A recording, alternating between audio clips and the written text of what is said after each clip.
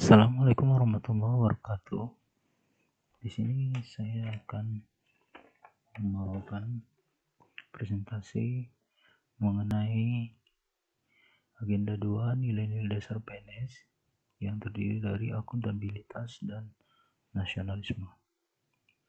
Sebelumnya perkenalkan, nama saya Daeng Mas Habibi, angkatan 4 kelompok 1. Dengan Widya Iswara, Bapak Muhammad Syafril Harahap. Yang pertama saya akan membahas akuntabilitas. Akuntabilitas berisi modul yang pertama konsep akuntabilitas, yang kedua mekanisme akuntabilitas, ketiga akuntabilitas dalam konteks, yang keempat menjadi PNS yang akuntabel. Pembahasan yang pertama yaitu mengenai konsep akuntabilitas. Pengertian dari akuntabilitas sendiri yaitu kewajiban pertanggungjawaban yang harus dicapai yang merujuk pada kewajiban setiap individu, kelompok, atau institusi untuk memenuhi tanggung jawab yang menjadi amanahnya. Yang kedua, aspek-aspek akuntabilitas yang terdiri dari hubungan dengan masyarakat, laporan kinerja, memerlukan konsekuensi, dan memperbaiki kinerja. Modul yang ketiga yaitu akuntabilitas publik yang terdiri dari akuntabilitas vertikal, akuntabilitas horizontal, di mana fungsi akuntabilitas sendiri berperan sebagai demokrasi, konstitusional, dan belajar. Yang keempat, tingkatan akuntabilitas yang terdiri dari akuntabilitas personal, individu, kelompok, organisasi, dan stakeholder. Modul yang kedua, mekanisme akuntabilitas yang mempunyai cakupan bahasan mengenai pertama mekanisme akuntabilitas. Mekanisme akuntabilitas ini harus mengandung dimensi A. Kejujuran dan hukum, B. Proses, C. Program, D. Kebijakan. Cakupan yang kedua, mekanisme akuntabilitas di birokrasi dengan menjelaskan alat akuntabilitas yang terdiri dari A. Perencanaan strategis, B. Kontrak kerja, C. Laporan kinerja. Yang ketiga, menciptakan lingkungan kerja yang akuntabel.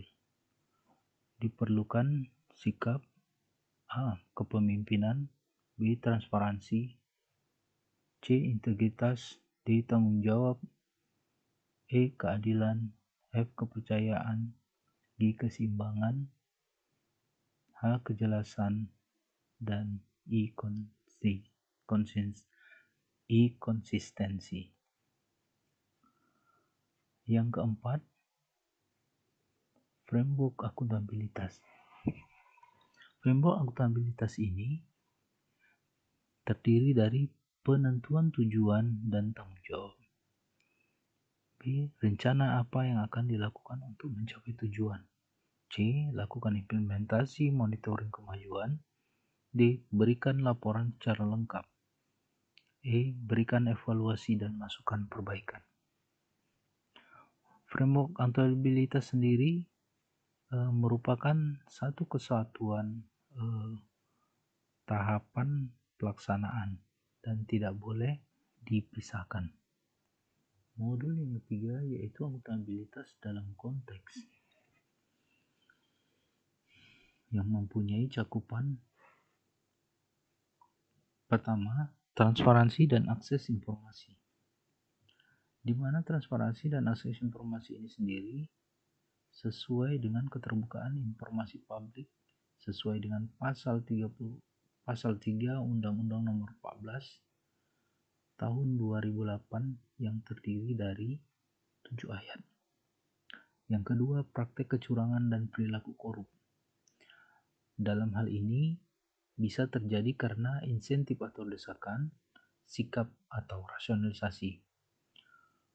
Apabila kita ingin mengurangi kecurangan perilaku korup ini, maka ada beberapa faktor yang untuk mengurangi perilaku korup tersebut. Di antaranya, komitmen dari top manajemen, membangun lingkungan yang kondusif, perekrutan promosi pegawai, pelatihan nilai-nilai organisasi, menciptakan saluran komunikasi yang efektif, dan penegakan kedisiplinan. Cakupan yang ketiga, penggunaan sumber daya milik negara. Setiap PNS harus memastikan bahwa penggunaan diatur sesuai dengan prosedur yang berlaku. Penggunaan dilakukan secara bertanggung jawab dan efisien. Pemeliharaan fasilitas secara benar dan bertanggung jawab. Cakupan yang keempat, yaitu penggunaan data informasi milik negara. Disimpan dan digunakan harus sesuai dengan prinsip sebagai berikut. Relevant information, reliable information, understandable information, comparable information. Dan cakupan yang terakhir, konflik kepentingan yang disebabkan keuangan dan keuangan. Untuk menjadi seorang PNS yang akuntabel, maka diperlukan sikap. Pertama, pengambilan keputusan akuntabel. 2, dari perilaku yang curang koruptif. 3, perilaku terhadap penggunaan sumber daya alam. 4, perilaku berkaitan dengan penyimpanan dan penggunaan data serta informasi pemerintah.